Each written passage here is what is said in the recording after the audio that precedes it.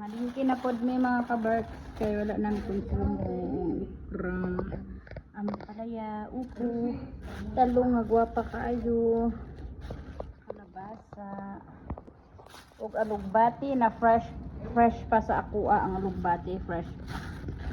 Ug udlot sa palaya, ang palaya leaves ay para sa munggo.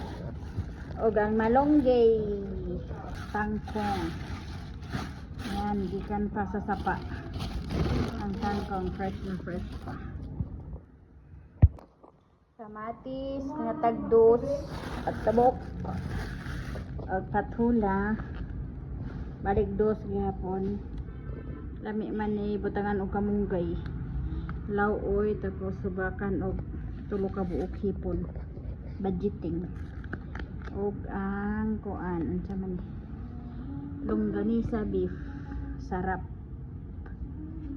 Nagpalit ko og buwad bulinaw nga gagmating fried food na uyabang kay lami man ni po siya isubak sa kamunggay.